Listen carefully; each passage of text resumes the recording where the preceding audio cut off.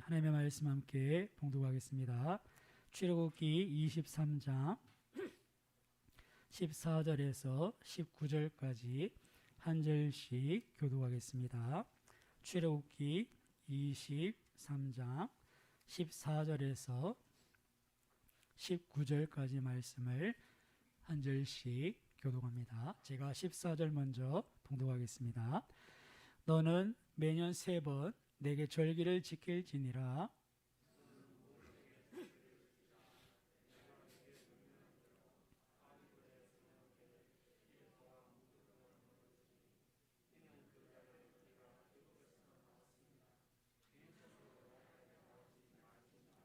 맥추절을 지키라. 이는 내가 수고하여 밭에 뿌린 것에 첫 열매를 거둠이니라. 수장절을 지키라. 이는 내가 수고하여 이룬 것을 연말에 밭에서부터 거두어 저장함이니라.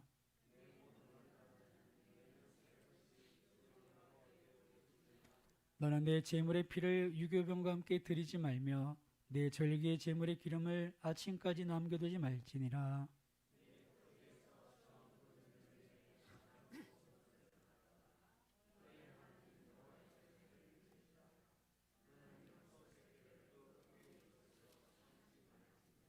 아멘.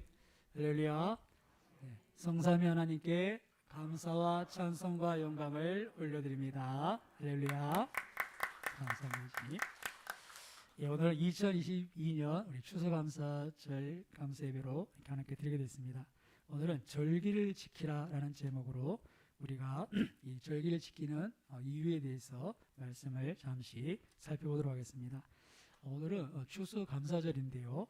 앞에 많은 곡식들이 이렇게 또 과일들이 장식되어 있는데 한 해 농사를 짓고 그것을 추수하면서 그 열매를 주신 하나님께 감사를 드리는 절기가 추수감사절입니다. 어려서부터 신앙생활을 하시고 또 교회에 오래 다니신 분들은 당연히 이때쯤 우리가 추수감사절 드린다 생각하시겠지만 교회에 나온 지 얼마 안 되신 분 중에는 아니 우리가 도시에 살면서 농사도 안 짓는데 웬 추수감사절인가 그런 생각을 하실지도 모르겠습니다. 왜 우리는 도시에 살면서 또 이렇게 농사도 짓지 않는데 또 이런 추수감사절 지키는가? 구약 성경에 보시면 오늘 본문 말씀처럼 하나님께서 하나님의 백성들에게 1년에 3번 이 절기를 꼭 지키라고 말씀하시는 것을 볼 수 있습니다. 첫째 절기는 유월절입니다.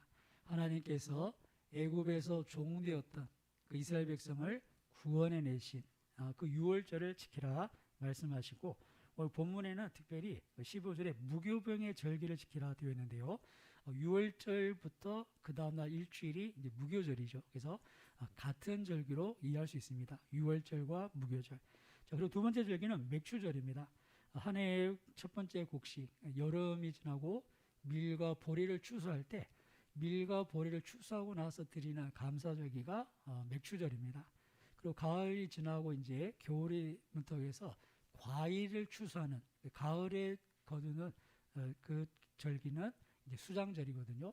우리가 지금 지키는 추수감사절과 같은 그런 절기입니다. 신약 시대는 이제 4대 절기를 지키죠. 성탄절, 부활절, 그리고 맥추절과 추수감사절 이렇게 4개 큰 절기를 지키고 있는데요. 성탄절과 부활절 이 두 절기는 구약의 유월절과 비슷하다고 볼 수 있습니다. 애굽에 종되었던 이스라엘 구원하시기 위해서 제정했던 그 유월절, 예수님께서 이 땅에 오시고 우리를 대신해서 십자가에 죽으시고 부활하신 그것을 기억하는 성탄절과 부활절, 이것이 유월절과 같은 맥락이라면 맥추감사절, 추수감사절은 또 이렇게 77절, 오순절과 초막절, 장막절, 추수감사절과 비슷한 유래다 이렇게 볼 수 있습니다. 자, 오늘 방금 살펴본 이 말씀 중에 추수감사절에 해당되는 이렇게 수장절에 대한 말씀이 있는데요. 16절만 다시 한번 더 봉독해 보겠습니다. 16절입니다. 맥추절을 지키라. 이는 내가 수고하여 밭에 뿌린 것에 첫 열매를 거둠이니라. 수장절을 지키라. 이는 내가 수고하여 이룬 것을 연말에 밭에서부터 거두어 저장함이니라. 아멘. 이 수장절이 추수감사절에 해당되는 그런 절기인데요. 자, 그렇다면 하나님께서는 왜 이렇게 우리 시대에 농사도 짓지 않는 또 도심에 사는 우리들에게도 이렇게 추수감사절 절기에 대한 말씀을 하시는가? 또 우리는 왜 절기를 지켜야 되는가? 한 것들 한번 살펴보겠습니다. 먼저 하나님께서는 우리가 하나님께서 베푸신 은혜를 기억하기를 원하셨습니다. 한번 따라해 보겠습니다. 받은 은혜를 기억하라. 그러니까 이 절기에는 하나님께서 이미 주신 것에 대해서 감사할 수 있도록, 그것을 기억하도록 우리에게 이 절기를 지키라고 하시는 것인데요. 앞서 설명드린 것처럼 6월절은 애굽에서 구원해 주신 그 구원에 대한 것을 기억하고 감사하라 하시는 것이고, 또 초막절, 초실절, 또 이렇게 칠실절은 하나님께서 주셨던 그 첫 번째 수화, 그리고 또 두 번째 이 장막절, 수장절, 우리가 지금 추수감사절은 또 이렇게 가을에 걷는 이 수확에 대해서 하나님이 주신 열매에 대해서 감사할 것을 우리가 말씀하시면서 이게 다 하나님의 은혜였다는 것을 기억하기를 바라시는 것입니다. 우리는 참 이렇게 기억력이 나쁜 것 같아요. 뭐 그냥 다른 기억이 아니라 저는 요즘 이렇게 코로나 후에 가장 이렇게 현저하게 눈에 띄는 증상이 기억력이 많이 나빠진. 그래서 제가 한 번씩 또 깜빡깜빡하는데 지금도 지난주에 누군가가 성경 일독을 하셨다고 하신 것 같은데 또 기억이 가물가물. 참 이렇게 그런데 그런 것들은 이렇게 깜빡할 수 있겠지만 우리가 받은 은혜에 대해서는 우리가 꼭 기억을 해야 될 텐데 우리가 어떻습니까? 은혜는 쉽게 까먹어버리고 다른 사람한테 섭섭한 거, 또 이렇게 막 원망 생긴 거, 그런 거는 마음에 깊이 새겨서 수십 년이 지나도 잊지 않는 것을 보게 됩니다.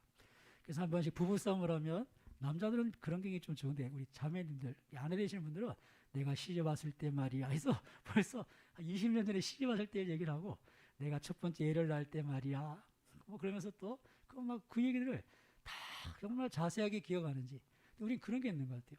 은혜는 쉽게 잊어버리는데 정말 남한테 불평, 원망, 미움이 있는 거는 오래 가는 것 같아요.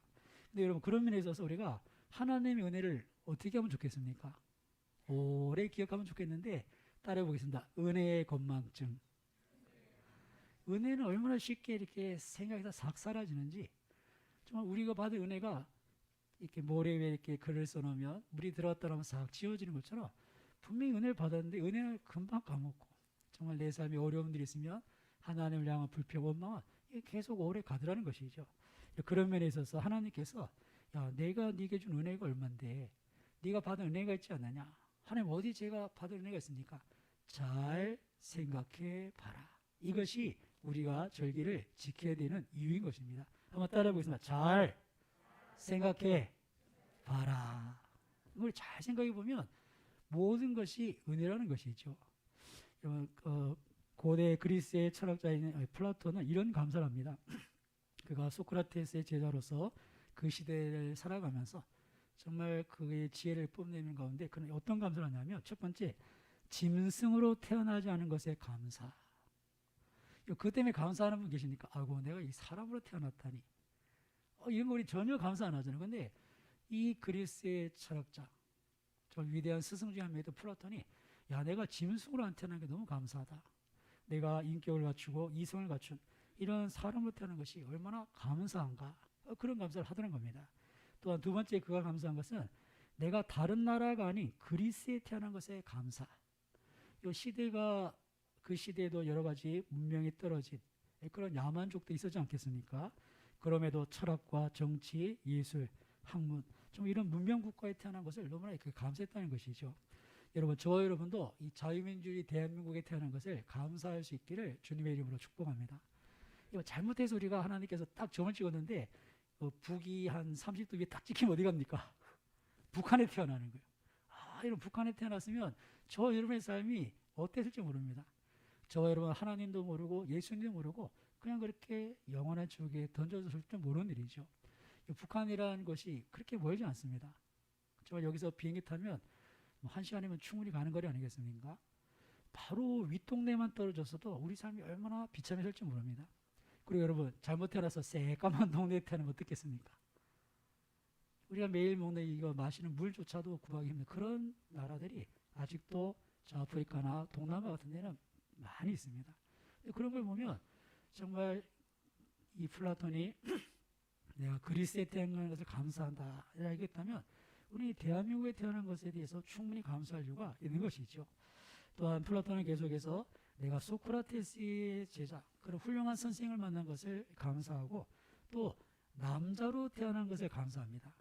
그 시대적인 상황이, 그 역사적인 상황이 이제 여자에 대해서 워낙 이렇게 하대하던 시대라서 이렇게 이제 남자로 태어난 것에 감사하는데요. 뭐 요즘은 그럴 일이 없겠지만 어쨌든 너무나 당연한 거, 내가 사람으로 태어난 거, 내가 남자로 태어난 거, 내가 이 나라에 태어난 거, 이런 것들에 대해서 감사했던 거. 이런 플라톤 같은 사람이 뭐 별 생각 없이 그런 감사를 했겠습니까? 그런 철학자가 그런 인생에 감사한 것은 분명히 이유가 있을 겁니다.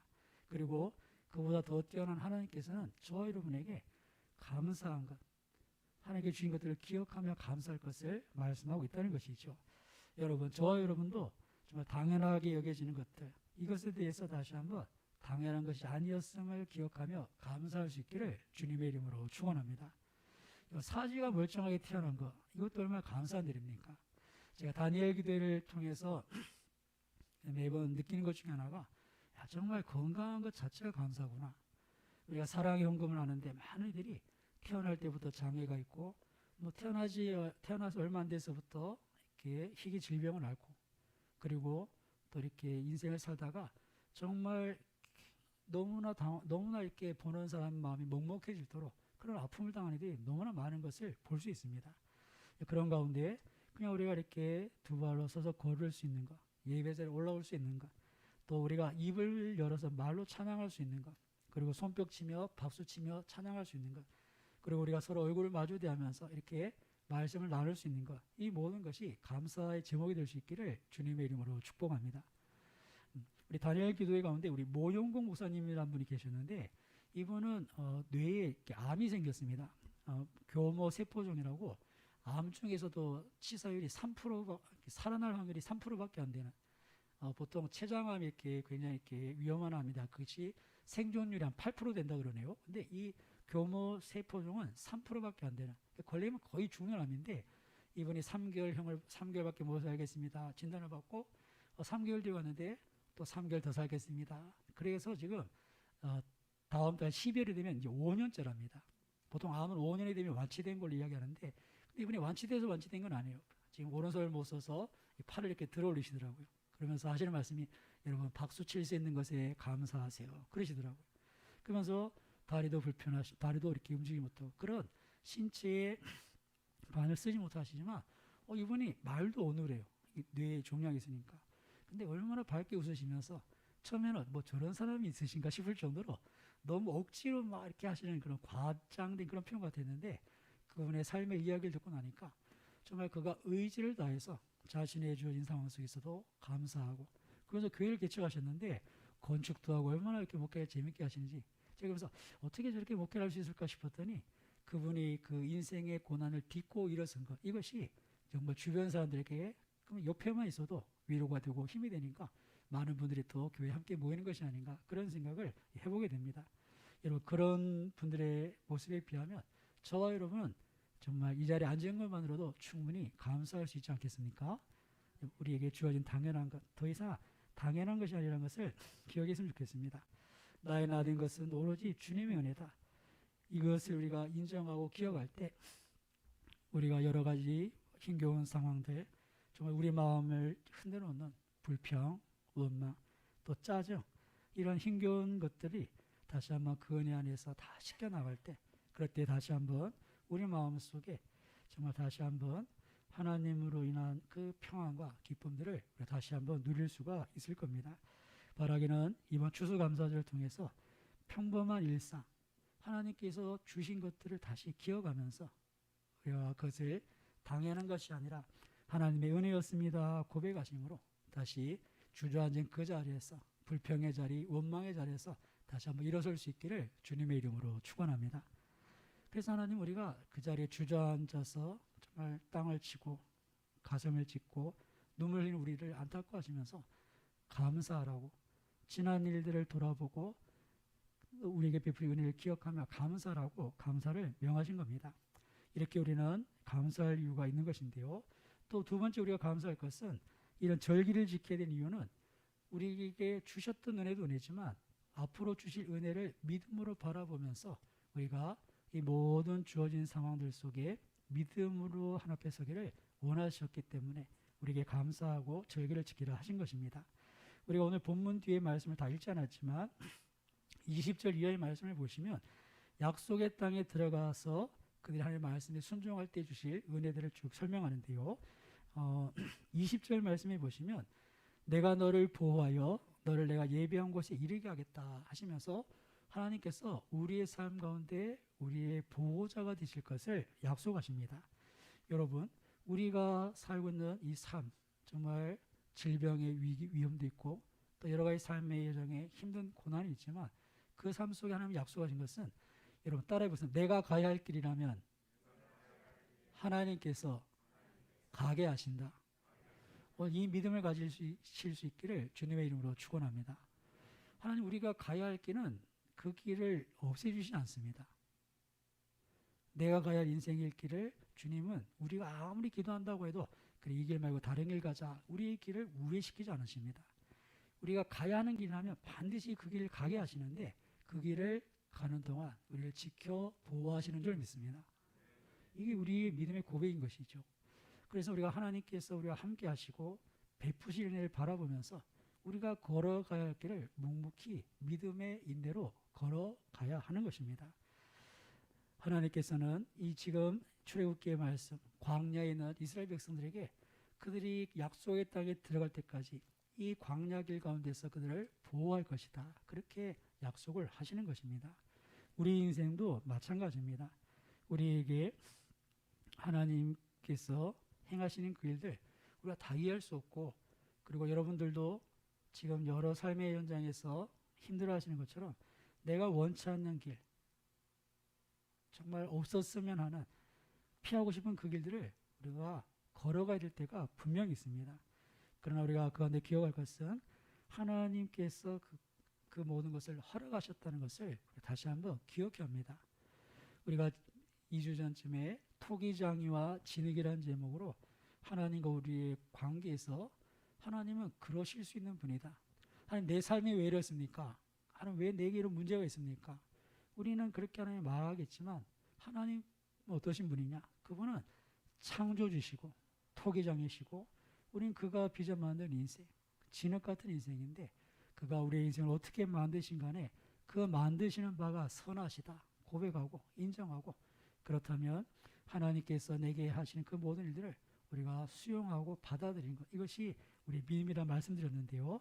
우리가 그런 믿음과 자세를 가진다면 지금 우리의 삶, 우리의 현재에 매일 것이 아니라 우리가 주신 은혜도 은혜지만 앞으로 하나님께서 주실 은혜들을 바라보면서 오늘같이 보호하겠다, 지키시겠다, 그런 말씀을 의지해서 앞으로 나갈 수가 있는 것이죠.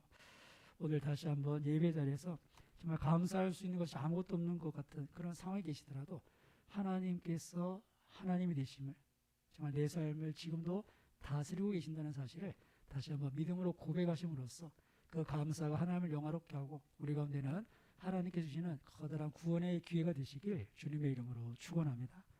그 은혜가 우리가 사모하는 것이죠.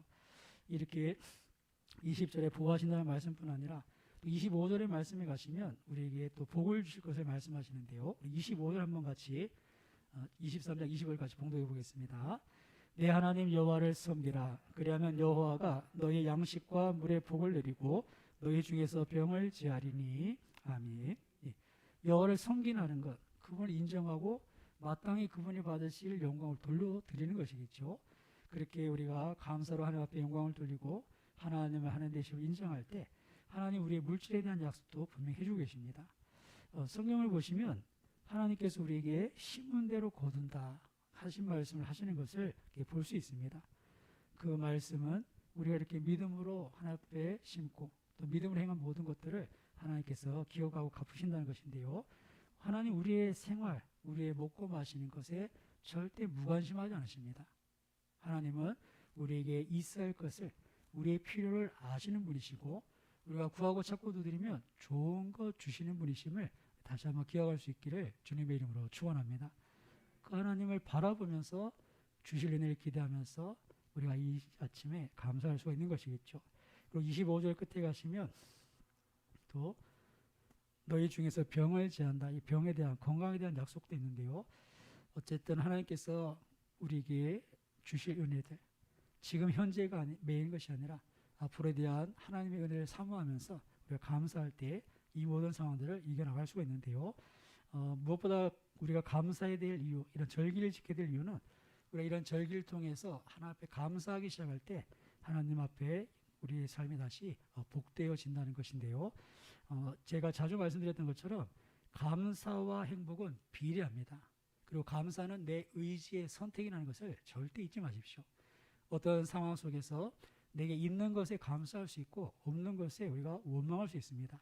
그래서 하나님께서는 계속해서 우리에게 감사하는 자가 되어라. 항상 감사해라. 범사에 감사하라. 그렇게 말씀을 하시는 것이죠. 데살로니가전서 5장 18절도 범사에 모든 일에 감사하라. 그렇게 말씀하셨고 에베소서 5장 20절에는 항상 감사하라. 그렇게 말씀하십니다. 또 골로새서 3장 15절에는 너희는 감사하는 자가 되라. 그렇게 감사에 대해서 계속 우리에게 말씀하시는 거예요. 왜 그렇겠습니까?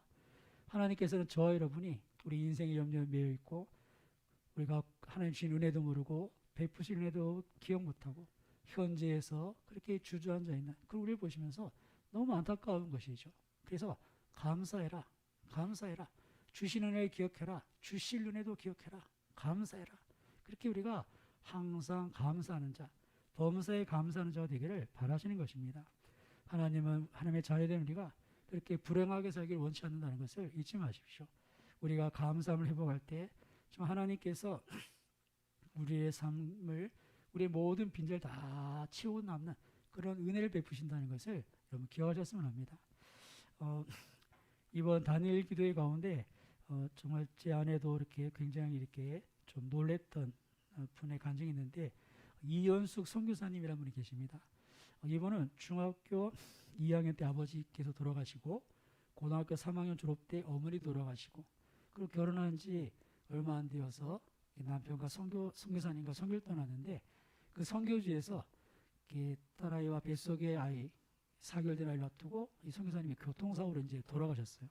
그러면서 그렇게 아버지도 일찍 돌아가시고 정말 그 청소년 시를 지나서 정말 그 이제 대학을 진학을 눈앞에 둔 그 상황에 어머니도 돌아가시고 그렇게 고아로 살다가 정말 결혼해서 정말 하나님 그 가정의 은혜를 감사하기도 전에 그렇게 남편이 떠났을 때 그 모든 것들을 이렇게 이겨나가는 그런 상황들을 이렇게 말씀해 주셨는데요. 만약에 정말 이 모든 것에서 하나님 앞에 불평만 하고 원망만 하면 그 삶이 어떻게 됐겠습니까? 근데 선교사님께서 하나님의 하나님 되심을 고백하고 그렇게 다시 마음을 일으키시는 거 봤는데 하나님 앞에 정말 부르짖어 간구할 때 하나님이 주신 응답이 딱 하나더라고요. 하나님께서 다른 말씀 안 하시고 내가 너를 사랑한다. 그렇게 말씀하시더라는 겁니다. 몇몇 분의 간증에 공통점이 있더라고요. 정말 인생의 그 극한 상황에서 자신의 처지를 하나님 앞에 아랬을 때 하나님은 그 문제에 대한 답을 주시지 않고 내가 너를 사랑한다. 그렇게 말씀하시더라는 것이죠. 사랑하는 여러분, 우리가 이런 상황들 속에서 우리 문제에 매면 우리가 결코 이 문제에서 벗어날 수 없고 우리 인생은 정말 이렇게 불행하고 정말 그 자리에서 정말 살고 싶지 않은 그런 인생이 되고 말 것입니다. 하지만 이런 일들 속에서 감사를 생각해 본다면 특별히 하나님께서 우리를 사랑하시는 것, 예수님 나를 위해 십자가에 주셨던 것이 다시 한번 우리 가운데 기억된다면 우리가 모든 것을 넉넉히 이겨내게 될 줄로 믿습니다. 그래서 감사하는 것이 우리의 삶을 이겨내는 비결이고 불행을 행복으로 바꾸는 방법이기에 하나님께서는 계속해서 이렇게 감사하라고 하시고 범사에 감사라고 하시되 아까 말한 믿음의 사람들의 고백처럼 당연한 것을 당연하게 여기지 않고 그것을 감사할 수가 있는 것입니다. 이무라 가즈키오라는 분의 이야기를 잠시 전해드리고 말씀을 마치겠습니다. 이무라 가즈키오라는 분은 일본의 기독교인인데 이분은 이제 의과대학을 졸업하고 이제 오사카의 한 병원에 이제 내과 의사를 근무하다가 섬유육종암이라는 병으로 오른쪽 다리를 절단하게 됩니다. 그래도 그 다리 없이 절단 후에 그 주어진 삶을 살다가 암이 폐로 전이가 돼서 31살에 죽게 됩니다. 31살의 나이에 그 꽃다운 나이에 죽음을 맞는데 그 자신의 그 투병 과정과 또 죽음을 앞두면서 그가 편지와 또 그 글의 형식으로 종이학이라는 책을 이렇게 쓰게 되는데요. 그 책에 이런 내용이 있습니다. 소중한 것은 눈에 보이지 않는가 보다. 그러면서 그가 투병하며 죽음을 앞두고 이런 고백을 하는데요. 내용은 이렇습니다. 이렇게 아름답고 귀한 것에 사람들은 왜 감사할 줄 모를까? 아버지가 계시고 어머니가 계시다는 것이, 형제가 있고 친구들이 있다는 것이, 손이 둘이고 다리가 둘이고 손을 뻗어 무엇을 잡을 수 있고 가고 싶은 곳을 마음대로 갈 수 있다는 것. 이것보다 더 멋지고 감사한 일이 있을까? 그런데 아름답고 귀한 것이 아무도 감사할 줄 모르고 그거야 당연한 것이라고 말한다. 하루 세끼 밥 먹고 밤이 오면 잠자고 다음 날 아침을 맞는다는 것. 웃고 울고 노래하고 소리치고 뛰어다닌다는 것. 산에 오르고 바닷가를 거닌다는 것. 온갖 자연의 멋지고 아름다운 것에 아무도 감사할 줄 모르고 산다는 것. 너무나 희한한 일이 아닌가. 그 모든 것이 얼마나 눈물나게 소중한 것인지, 그 모든 것이 얼마나 아름답고 신나는 것인지, 그 모든 것이 얼마나 감사한 것인지 아무도 모른다. 그걸 아는 사람은 마침내 그 모든 것을 잃어버려 본 사람만 알 수 있다. 그러면서 그가 투병하면서 저 죽음 앞에서 그런 고백을 합니다. 이것이 얼마나 눈물나게 소중한 것인지, 이것이 얼마나 아름답고 신나는 것인지, 얼마나 감사한 것인지 아무도 모른다는 것이죠. 그것을 마침내 잃어버리고 나서야 그것을 알게 된다는 그런 이야기를 하고 있습니다. 여러분, 우리가 그렇지 않습니까?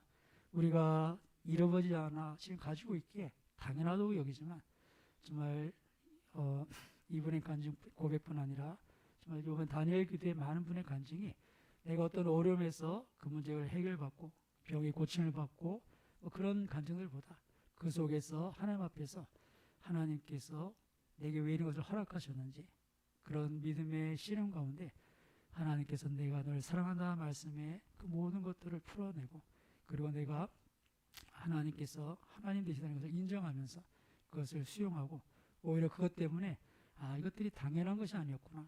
그것에 감사하게 되면서 그들이 신앙을 회복하는 것을 보게 되었습니다. 하나님께서 다시 한번 우리에게도 하나님의 하나님 되심을 인정하길 바라셔서 이번 다니엘 기도에 특별히 다른 것보다 당연한 것에 대해서 다시 한번 감사함으로 우리의 무너진 마음을 익히고 또 하나님께서 우리 삶을 다스리실진데 하나님께서 우리 삶을 결코 그냥 내버려 두지 않는다는 그런 소망 가운데 다시 우리가 하나 앞에 서기를 원하시는 줄 믿습니다. 우리가 이번 추수감사절 다시 한번 너무나 당연한 것이지만 그것에 감사함으로 우리 마음이 기쁨을 얻고 다시 살아갈 용기를 얻게 되는 저 여러분 다 되시기를 주님의 이름으로 축원합니다.